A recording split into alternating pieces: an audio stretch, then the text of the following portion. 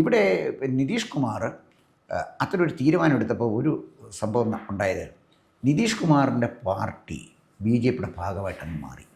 ഇനിയും വരാൻ പോകുന്ന BJPക്ക് ഒറ്റയ്ക്ക് ഭരിക്കാൻ ബീഹാറിൽ കഴിയത്തക്ക വിധത്തിൽ അവർ കരുത്താർജിച്ചു. പിന്നെ അദ്ദേഹത്തിൻ്റെ മകനെ നിശാന്ത് കുമാർ,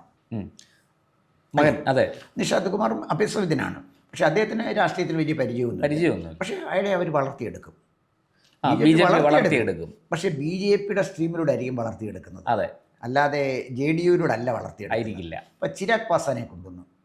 ചിരാഗ് പാസ്വാന് പിന്നെ നന്നായിട്ട് സീറ്റ് കൊടുത്തു. രാംവിലാസ് പാസ്വാന്റെ മകനല്ലേ പ്രൊജക്റ്റ് ചെയ്ത് അവിടെ നിർത്തുന്നുണ്ടല്ലോ. പക്ഷെ അവരൊക്കെ ഇത് ചെയ്യുന്നത്, ഇതിനെയൊക്കെ ഈ സാന്ദ്രത കൂടിയ ദ്രാവകം സാന്ദ്രത കുറഞ്ഞ ദ്രാവകത്തിനെ എടുക്കും, ഡൈല്യൂട്ട് ചെയ്യുന്നു. അപ്പോൾ ഹിന്ദുത്വത്തിൻ്റെ ഈ സാന്ദ്രത കൂടിയ ദ്രാവകം ഈ സോഷ്യലിസ്റ്റുകൾ ആയിട്ടുള്ള ഇവരടക്കം, ചിരാഗ് പാസ്വാൻ അടക്കമുള്ള ആളുകളെ കൊണ്ടുവരുമ്പോൾ ബീഹാർ BJPക്ക് ഒറ്റയ്ക്ക് ഭരിക്കുന്ന ഒരു സാഹചര്യം.